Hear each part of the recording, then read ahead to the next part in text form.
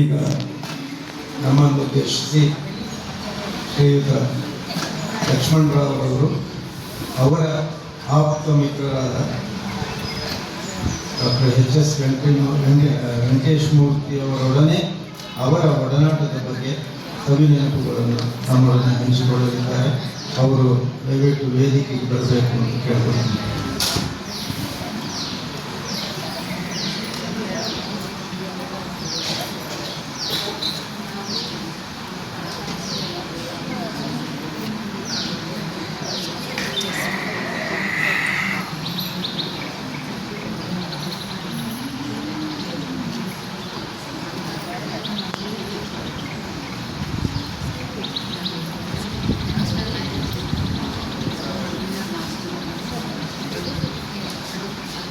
ಎಲ್ಲರಿಗೂ ನಮಸ್ಕಾರ.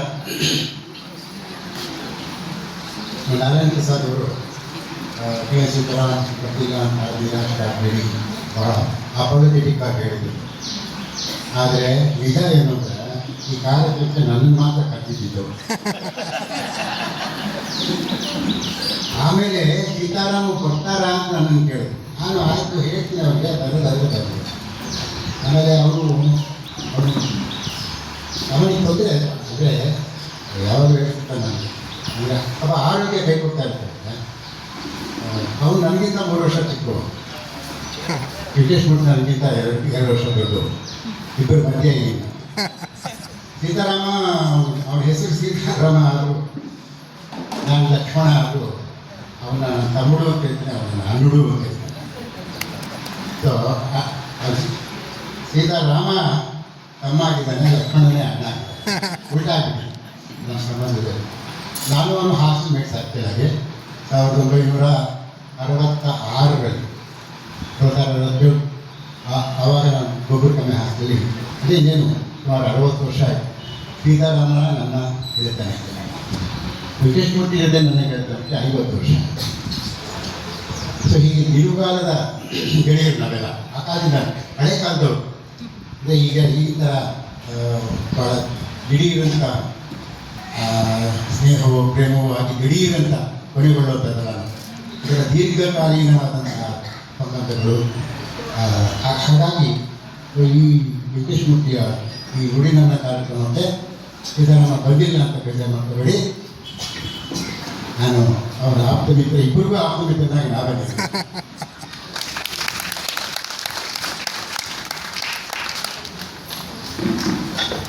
ಸರಿ ಹೋಗಿ ಏನಿದ್ರೆ ತಪ್ಪಟ್ಟಿದ್ದೇನೆ. ಇವಾಗ ನಿರಾಧಾರವಾಗಿ ನಿಂತ ಮಾತಾಡೋದಿಲ್ಲ. ಇದು ಹಾಡುಗಾರರಿಗೆಲ್ಲ ತರೀದು ನಮಗಾಗಲ್ಲ. ಕೂತ್ಕೊಂಡು ಮಾತಾಡಿ ಅಂದರೆ ಜಗತ್ ಕೂತ್ಕೊಳ್ತಾರೆ, ಕೂತ್ಕೊಂಡು ಮಾತಾಡೋಕ್ಕೆ ಬರೋದು ಪರವಾಗಿಲ್ಲ. ಈಗ ನಿಂತ್ಕೊಂಡು ನನಗೆ ಹಾಡಬೇಕು ಅನ್ಸುತ್ತೆ, ಹಾಗಾಗಿ ಮಾತಾಡಬೇಕು ಅಂತ ಅನ್ಸದೆ. ನಮ್ಮ ಶ್ರೀಯರ್ ಶೈಲಿ ಇದ್ದಾನೆ ಇಲ್ಲ, ಸೊ ಅವನಾದರೆ ಇಲ್ಲೇ ಇದ್ದಾನ. ಸೊ ಒಂದು ಕಾರ್ಯಕ್ರಮದಲ್ಲಿ ನಾವಿಬ್ಬರು ಅತಿಥಿಗಳಾಗಿ ಭಾಗವಹಿಸಿದ್ವಿ ಬೆಂಗಳೂರಲ್ಲಿ. ಅಲ್ಲಿ ನಾನು ಹಾಡಿದ್ದ. ಇವತ್ತು ಹಾಡಬೇಕು. ವೆಂಕಟೇಶ್ ಮೂರ್ತಿ ಇದ್ದರೆ ವೆಂಕಟೇಶ್ ಮೂರ್ತಿ ನಮಗಂತ ವ್ಯತ್ಯಾಸ ಇಲ್ಲ. ಹಾಗಾಗಿ ಹೌದಾ, ಓಕೆ. ಸೊ ನನಗೆ ಗಂಭೀರವಾಗಿ ಭಾಷಣ ಮಾಡಿ ರೂಢಿ ಇಲ್ಲ. ಮತ್ತು ನಾನು ಯಾವುದೇ ಕಾಲೇಜ್ ಲೆಕ್ಚರ್ ಆಗಿಲ್ಲ, ನಾನು ಹೈಸ್ಕೂಲ್ ಟೀಚರ್ ಆಗಿದ್ದವನು. ನಲ್ಲೇ ತುಳುಕು ಅಂದರೆ ಟ್ಯುಟೋರಿಯಲ್ಸ್ ನಮ್ದೇನಿದ್ರು ಕೂಡ ಅತ್ಯಂತ ಹೆಚ್ಚು ಅಂತಂದರೆ 25-30 ನಿಮಿಷಗಳ ಪೀರಿಯಡ್ ಇರ್ತಾ ಇದ್ವಿ. ನನಗೆ ಗಾಬರಿ ಆಗಬೇಕಾಗಿಲ್ಲ. 1 ಗಂಟೆ ಭಾಷಣ ಅಂತೂ ನಾನು ಮಾಡಲ್ಲ. ಸೊ ಅದು ಅಂದರೆ ನಾನು ಇವತ್ತು ಯಾವುದೇ ಗಂಭೀರವಾದ ವಿಷಯವಾಗಿ ಮಾತಾಡೋದಿಲ್ಲ. ನನ್ನ ಮತ್ತು ವೆಂಕಟೇಶ್ ಮೂರ್ತಿಯ ನಡುವಿನ ಒಡನಾಟದ ಬಗ್ಗೆ ಮಾತಾಡಬೇಕಾಗಿದೆ.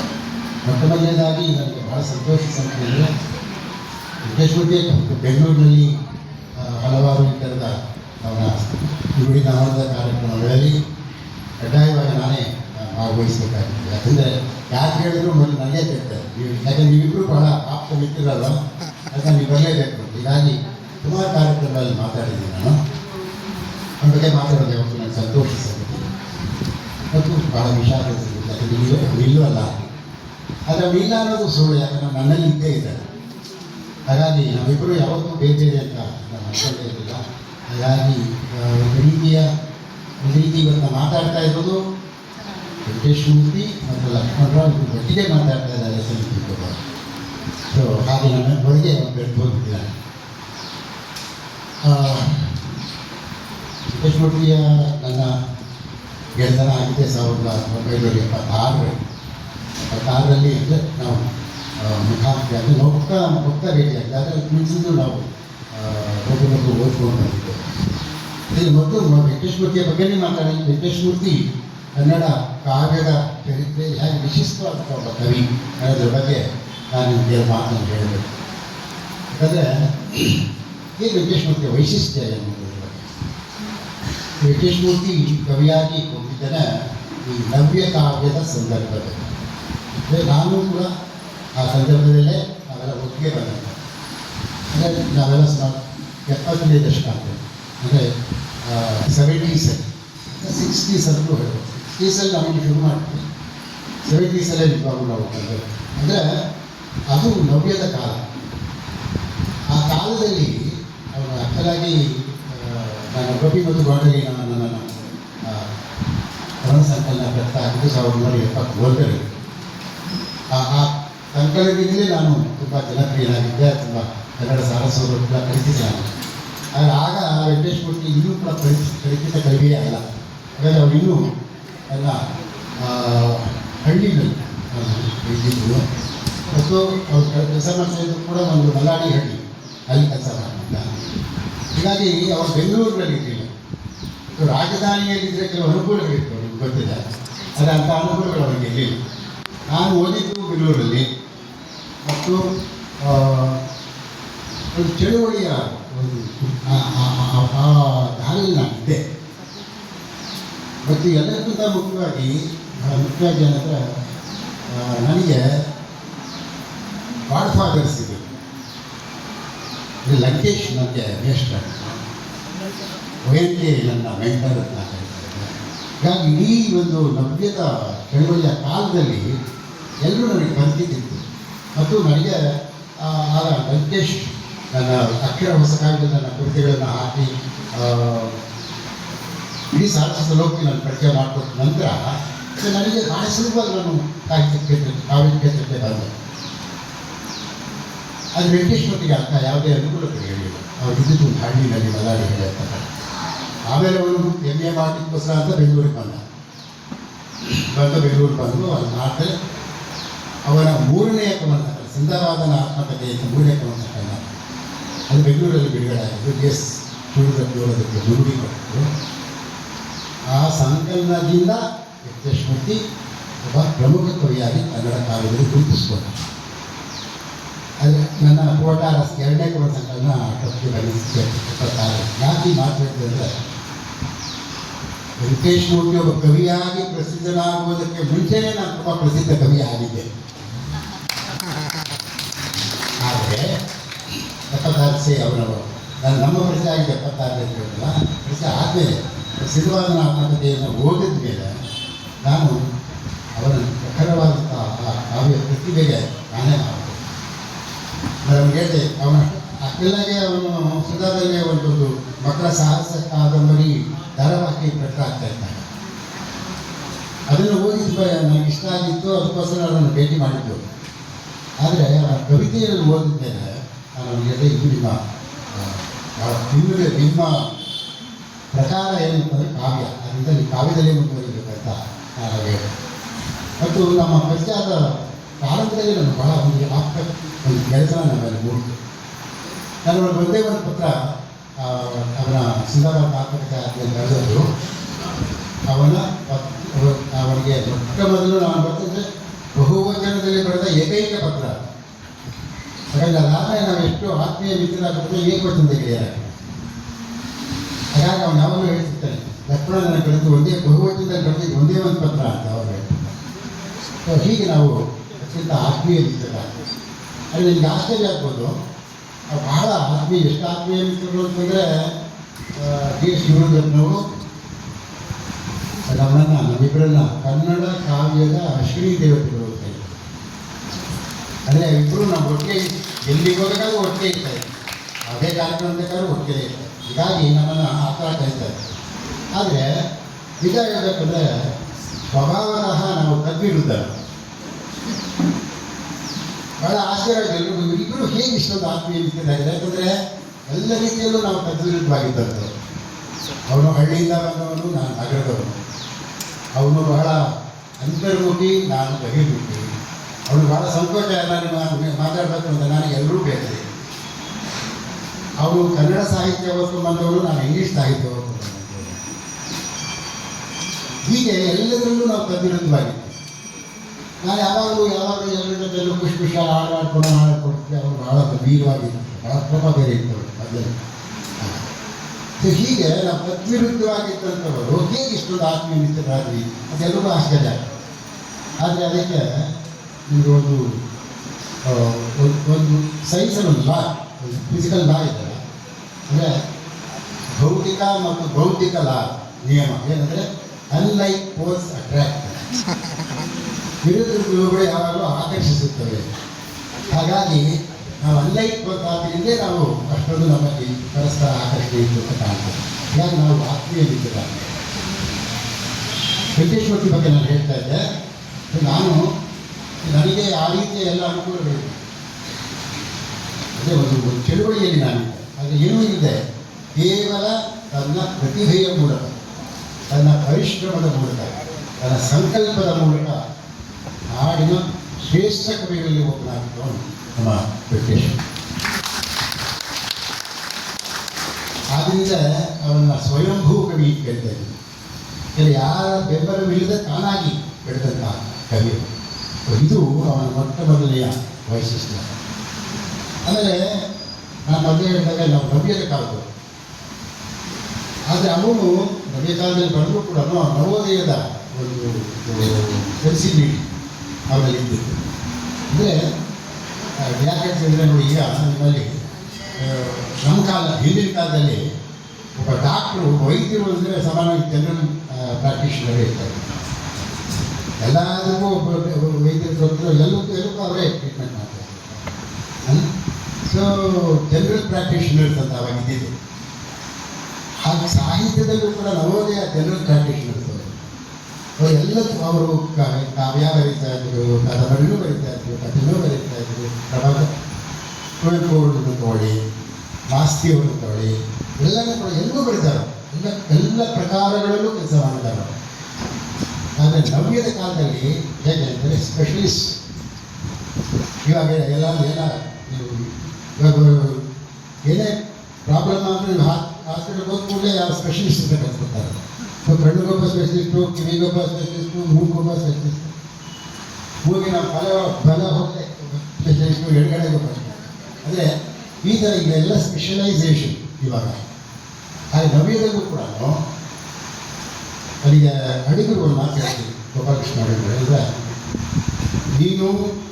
ನಿನ್ನ ಸಾಹಿತ್ಯದಲ್ಲಿ ನಿನ್ನ ಪ್ರಕಾರ ಯಾವುದು ಅನ್ನೋದನ್ನು ಎಷ್ಟು ಬೇಕು ಗುರುತಿಸ್ಕೊಂಡ್ರೆ ಅಷ್ಟು ಒಳ್ಳೆಯದು, ಅದೇನೋ ಕೆಲಸ ಮಾಡ್ಬೋದು.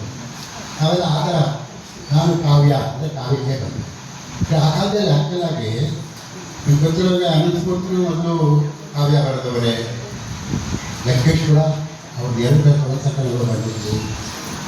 ಇದು ಎಲ್ಲೂ ಅವರವರು ಟಿಫಿನ್ ಕಂಬಾರು ಕೂಡ ಅವರು ಕಾವ್ಯದಲ್ಲಿ ಬಂದವರು.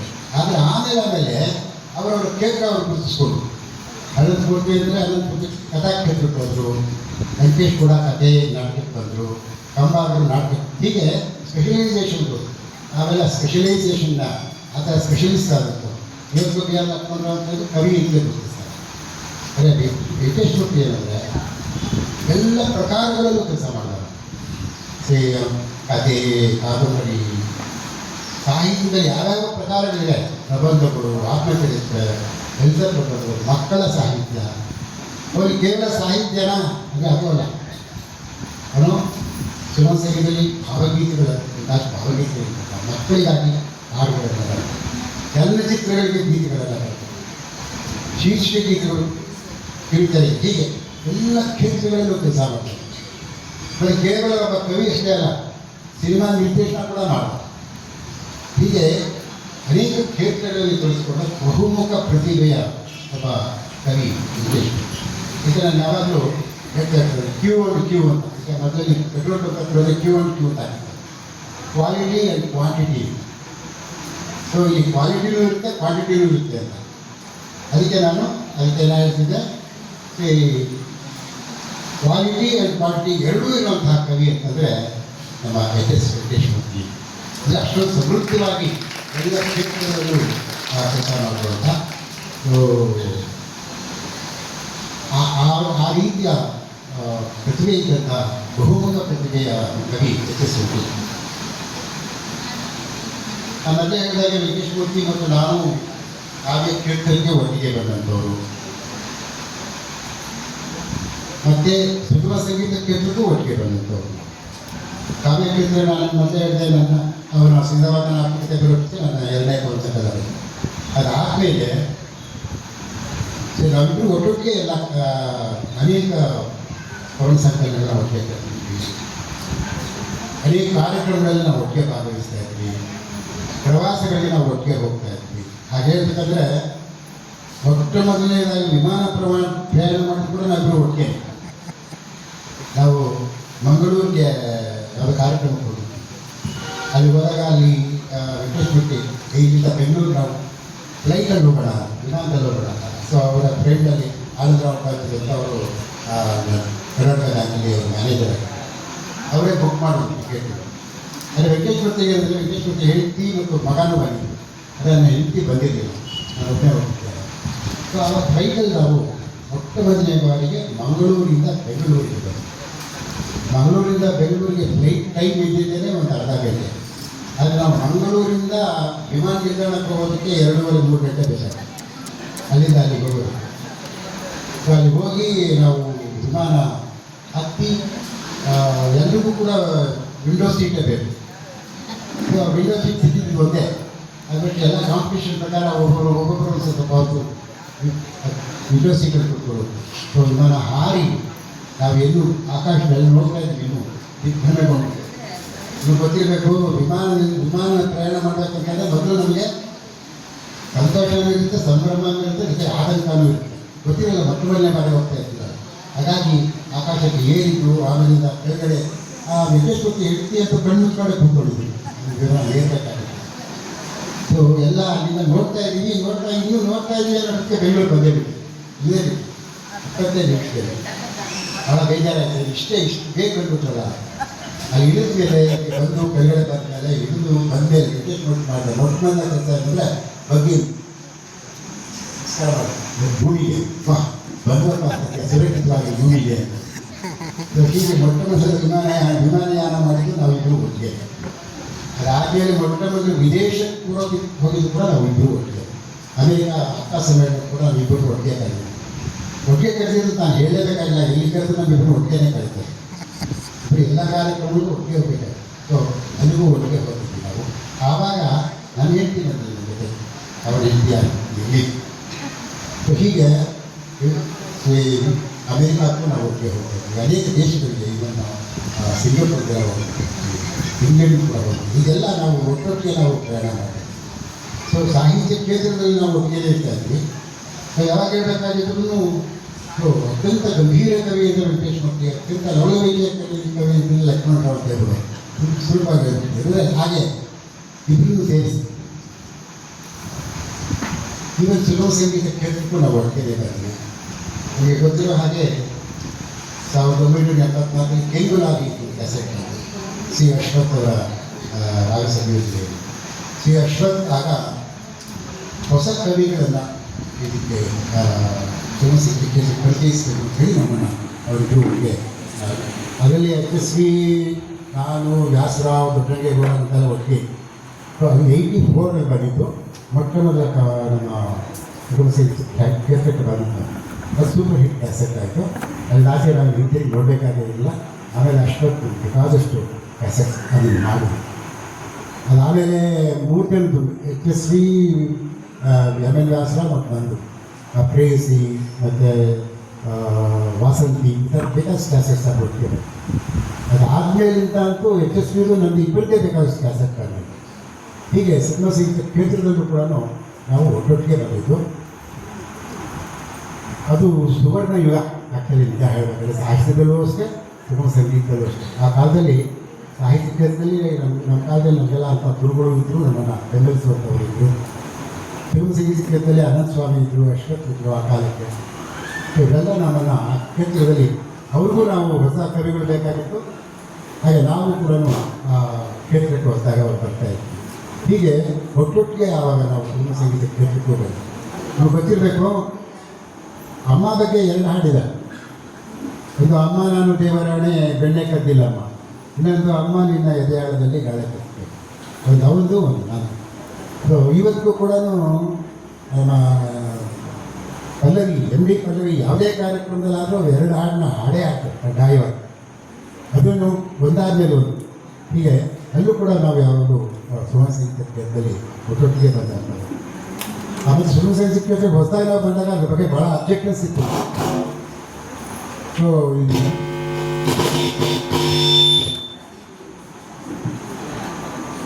ಯಾಕೆ ಮಾತಾಡೋದಪ್ಪ, ಹೆದರ್ಸಬೇಡ ಆಯಿತಾ ಆಯಿತಾ. ಸೊ ಅಲ್ಲೂ ಒಟ್ಟಿಗೆ ಬಂದಿರ್ತೇವೆ ನಾವು. ಆಮೇಲೆ ವೆಂಕಟೇಶ್ ಮೂರ್ತಿ ನಾನು ಕೇವಲ ಸಾಹಿತ್ಯ ಕ್ಷೇತ್ರದಲ್ಲಿ ಅಥವಾ ಸಾಮಾಜಿಕ ಕ್ಷೇತ್ರದಲ್ಲಿ ಒಟ್ಟಿಗೆ ಇರಬೇಕಲ್ಲ. ನಾನು ಚಿಂತಾಮಣಿಯಲ್ಲಿದ್ದೆ, ಅವನು ಬೆಂಗಳೂರಲ್ಲಿದ್ದ. ಚಿಂತಾಮಣಿಯಲ್ಲಿ ನಮ್ಮದು ಗೆಳೆಯರ ಬಳಗ ಆಗ್ತಿತ್ತು.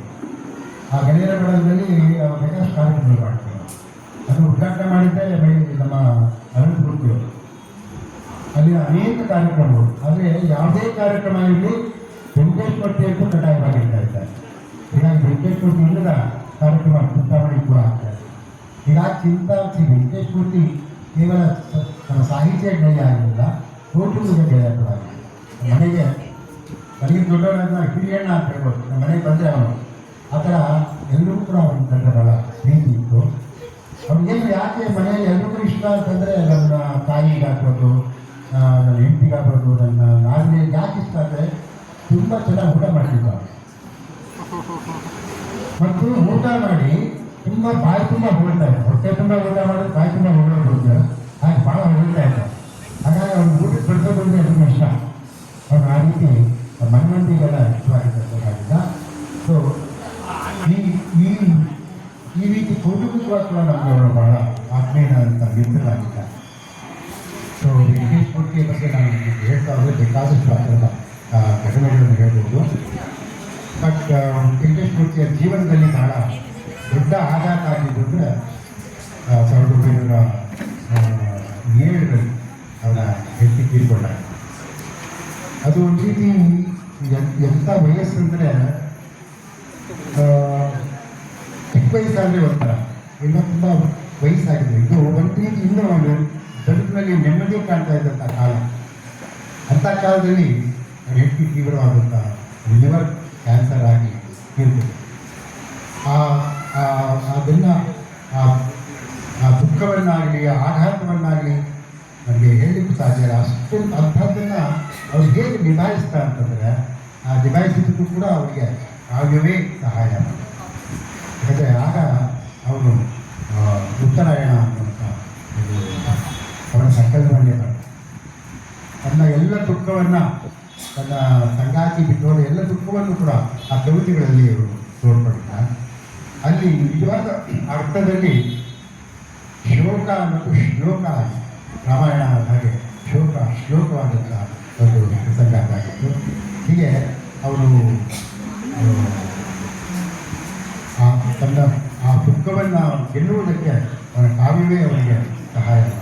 ಹೀಗೆ ಕಾವ್ಯದ ಮೂಲಕ ವಿದಾಯ ಹೇಳಬೇಕಂದ್ರೆ ಕಾವ್ಯವೇ ಅವನ ಉಸಿರಾಟ ಆಗಿ ಕೊನೆಗಾಲದಲ್ಲೂ ಕೂಡ ಅವರಿಗೆ ನಾವು ಅವರು ಆ ಕಾಯಿಲೆ ತುಂಬ ಉಲ್ಬಣಗೊಂಡು ತುಂಬ ದುಃಖಿದ್ದಾಗ ನೋವಿನಲ್ಲಿದ್ದಾಗಲೂ ಕೂಡ ಸದಾಕಾಲ ಕವಿತೆಯ ಬಗ್ಗೆ ಯೋಚನೆ ಮಾಡಿದ್ವಿ. ಕೊನೆಯಲ್ಲೂ ಕೂಡ ಅವ್ರಿಗೆ ಅವರು ಒಂದು ರೀತಿ ಟ್ರಾನ್ಸ್ ಅರ್ಥ ಇದ್ದಾಗಲೂ ಕೂಡ ಕವಿತೆಯ ಬಗ್ಗೆ ಅನೇಕ ಭಾವಗೀತೆಗಳು ಆಗಲೂ ಬರೆದಿದ್ದಾರೆ. ಸೊ ಹೀಗೆ ಕವಿತೆಯನ್ನೇ ಕೊನೆಯ ತನಕ ಉಸಿರಾಡುವಂಥ ಕವಿ ಎಚ್.ಎಸ್. ವೆಂಕಟೇಶ್ವರ. ಮತ್ತು ಕವಿ ಪ್ರತಿಯೊಬ್ಬರೂ ಒಂದಲ್ಲ ಒಂದಿನ ಇರಲಿಕ್ಕೆ ಬೇಕು. ಆದರೆ ವೆಂಕಟೇಶ್ವರ ಹೇಳಿದಾಗ ಕವಿ ಹೋದ ಮೇಲೆ ಅವನ ಕವಿತೆಯೇ ಅವನ ನಾಲಿಗೆ. ಸೊ ಅವನ ನಾಲಿಗೆ ಇವಾಗ ಅವನ ಕವಿತೆಗಳಲ್ಲಿ ಅವ್ರು ಏನೇನು ಹೇಳಬೇಕು ಅಂತ ಬಯಸಿಲ್ಲ ಎಲ್ಲ ಕವಿತೆಗಳಲ್ಲಿ ಇದೆ. ಅವನು ಒಬ್ಬ ಭಾಳ ವಿಶೇಷ. ಅವನ ಜೀವನ ದರ್ಶನ ಏನು ಅಂತ ಭಾಳ ಮುಖ್ಯವಾಗಿ ಅದು ಹೆಂಗಣ್ಣಿನ ಕವಿ ಅಂತ. ಸೊ ಕಾಳಿದಾಸಂದೇ ಒಂದು ಮಾತಿದೆ, ಏನು ಉಚಿತಾನುಸಾರಿ ಕವಿತ ಅಂದರೆ ಕವಿತೆ ಕಣ್ಣೀರನ್ನು ಹಿಂಬಾಲಿಸ್ಕೊಂಡು ಹೋಗುತ್ತೆ. ಅದು ವಾಲ್ಮೀಕಿಯ ಮಾತು, ಅದನ್ನು ಕಾಳಿದಾಸ ಕೋಟ್ ಮಾಡ್ತಾರೆ. ಅಂದರೆ ಉಚಿತಾನುಸಾರಿ ಕವಿತಾ ಅಂತಂದರೆ ಅಲ್ಲಿ ಬರ್ತದೆ ಸೀತೆಯ ಶೋಕಕ್ಕೆ ಅದು ಕಾರಣ ಆಗ್ತದಲ್ಲ.